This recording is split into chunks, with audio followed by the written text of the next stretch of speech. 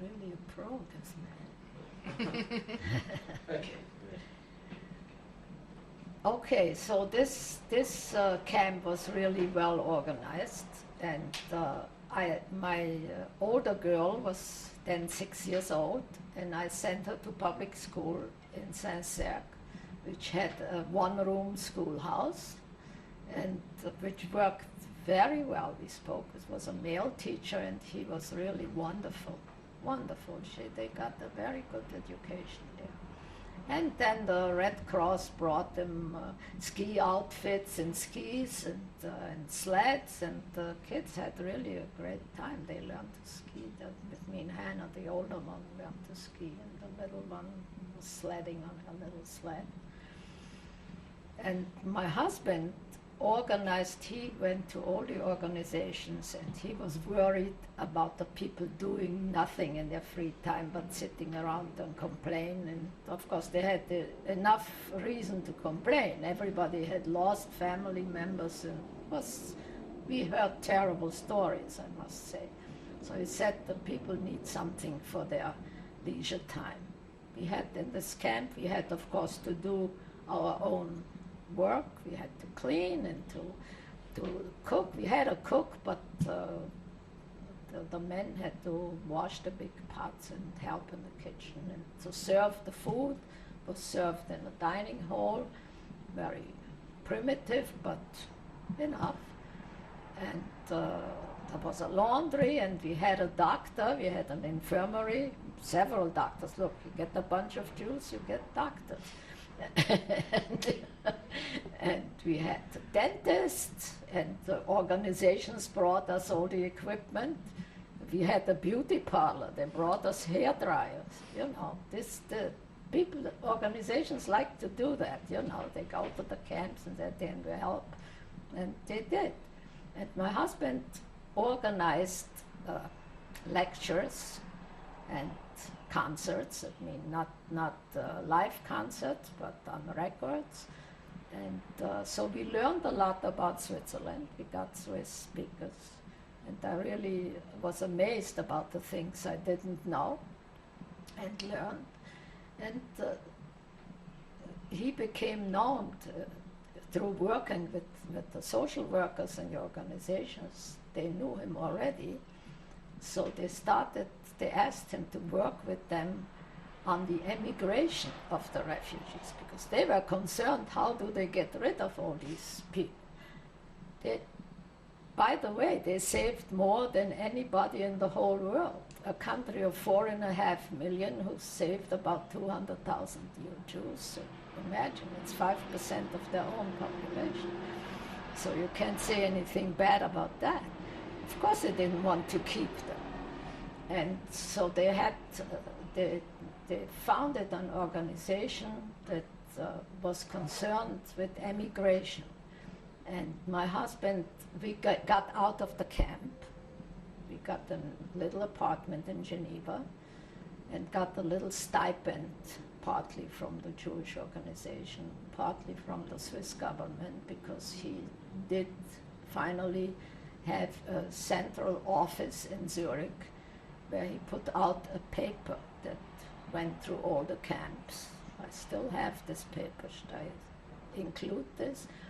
That was called the Informationsdienst, where he had information about the whole world, all the countries where you could possibly settle, including Palestine. And this paper was published in 3 languages, German, French, and English, and went through all the camps. And he also organized a conference in Montana with delegates from all the camps and people from the Swiss government. I have the minutes of this conference here. That's why I know all the figures, you see. And there was one Protestant minister, Father Vogt, who all through the years preached in his church how lucky Switzerland is. My God, that's my... Excuse me. That's okay, just take the mic. Did I mess this up when I got up? No, don't worry. Nothing happened. Okay. Okay. So that was really very useful what he did, because they gave him a pass for all the railroads in Switzerland so that he could travel to the different consulates and publicize possibilities for the people to emigrate.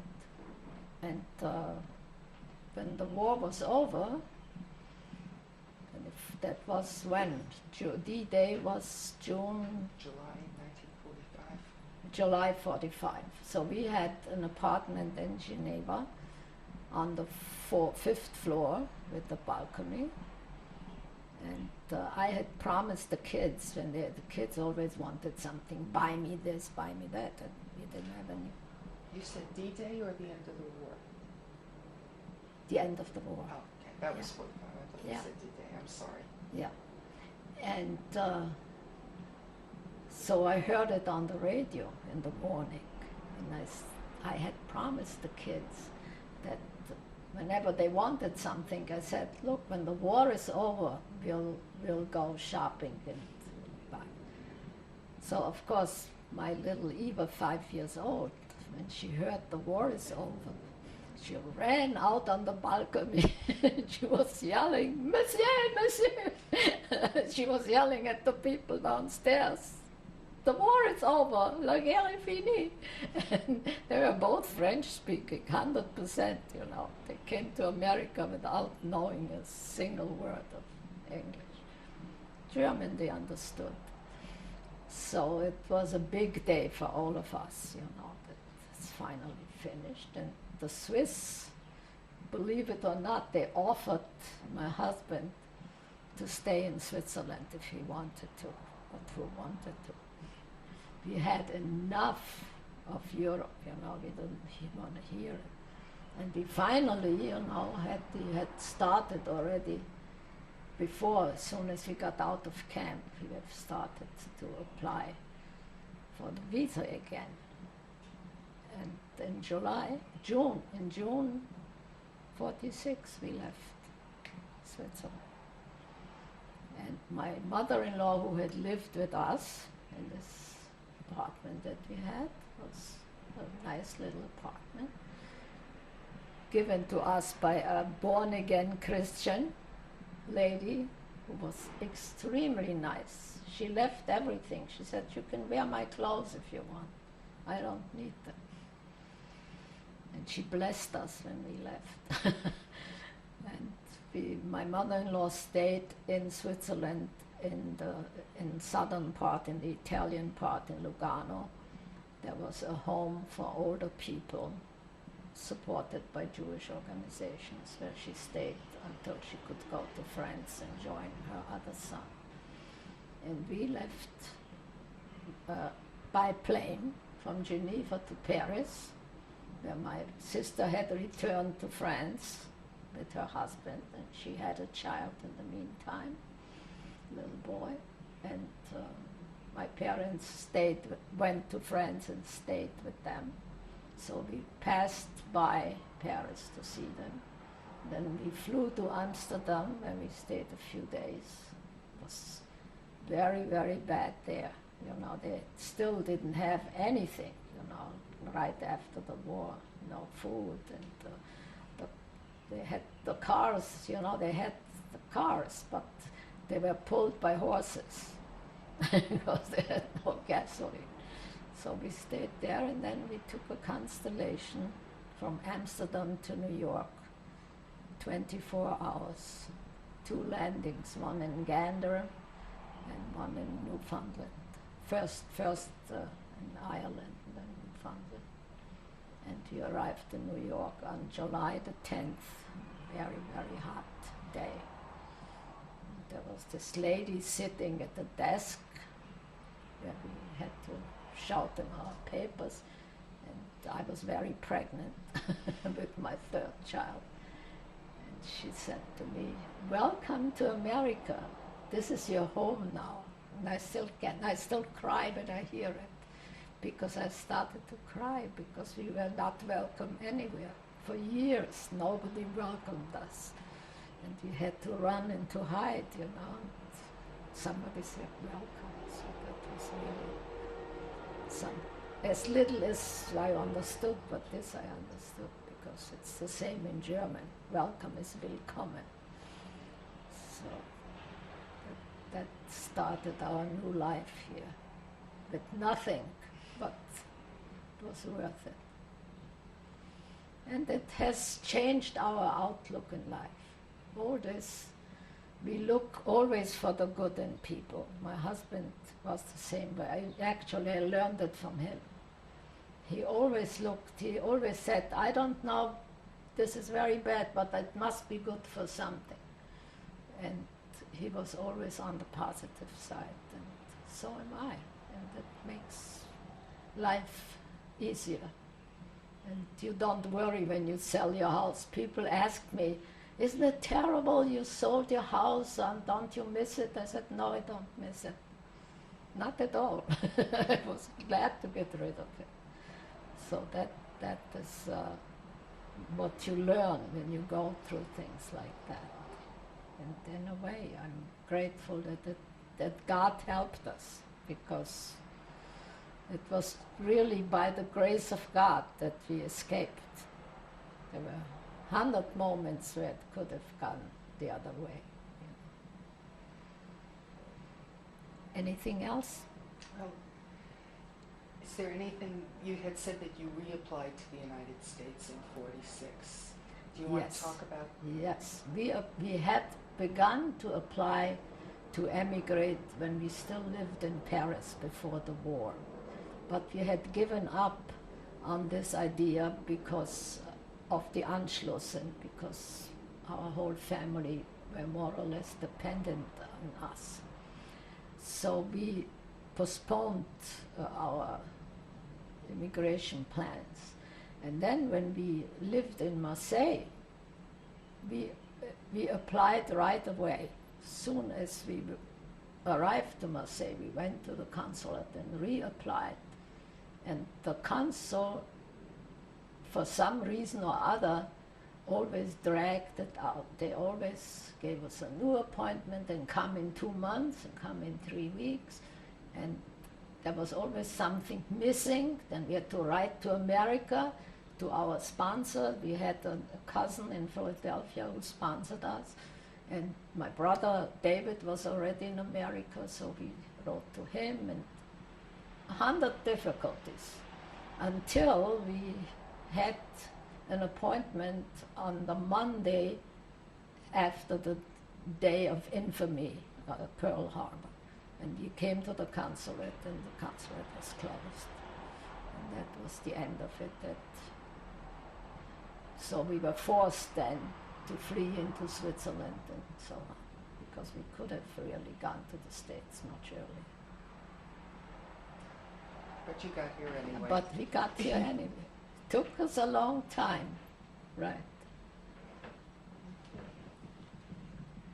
Okay. So,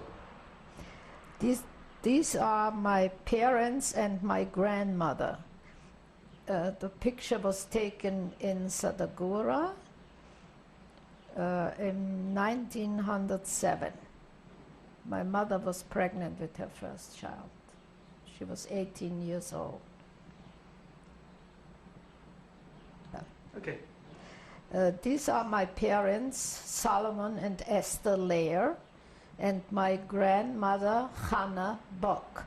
They were in Sadagura at that time. My mother was pregnant with her first child. It was 1907. Okay, these are my husband's parents, Arnold and Tony Razdowitz, my husband Adolf and his brother Walter. 1910. This is my family on the 20th wedding anniversary of my parents, Solomon and Esther Lehr. my two brothers, Hans and David, my sister Meta, and I. The year 1926. Okay. This is our wedding picture, Adolf and Gisa Razdow, 1934.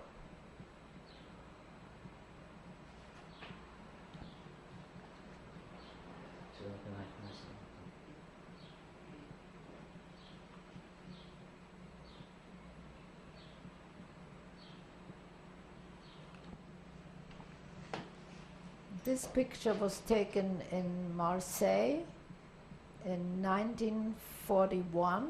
This is my husband, Adolf Razdow, and I, and my two little girls, Hannah and Eva.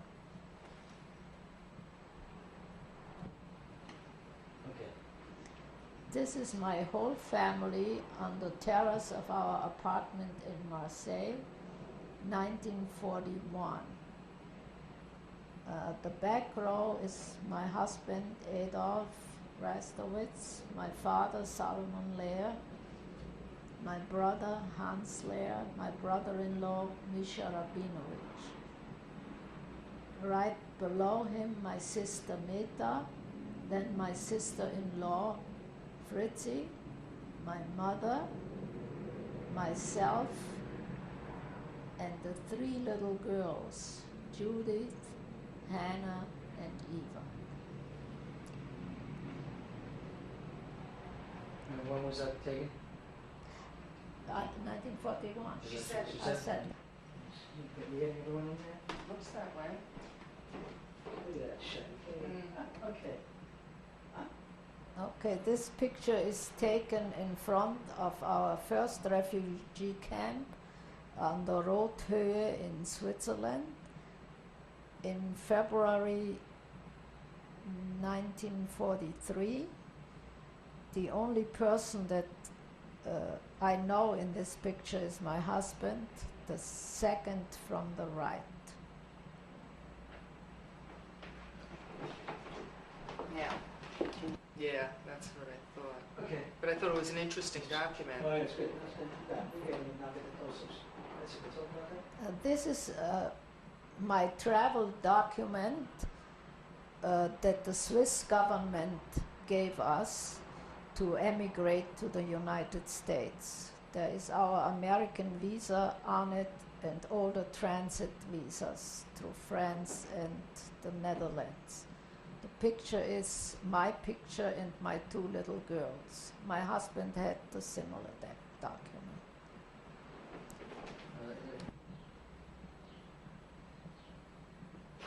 Oops. Oops, sorry. That's right.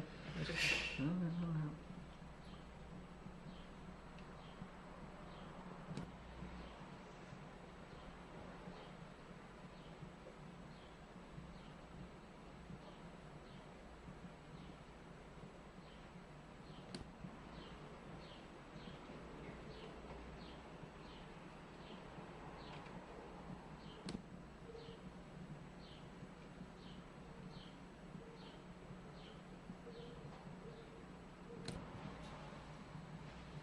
Shoot, it's just the name of Yeah, you got the title? the.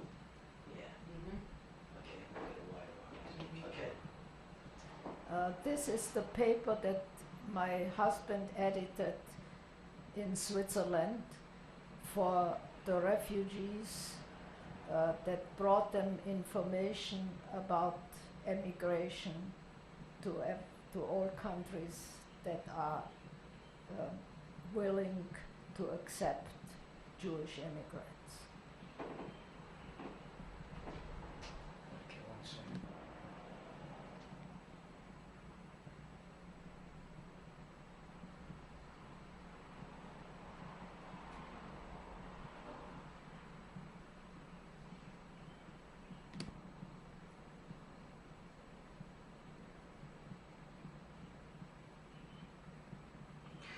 Keep turning pages, Yeah, you mean? yeah, one or two pages, huh? Oh, okay. Don't put just a little bit of text. Yeah, one more. Keep on going. Yeah, a little bit more.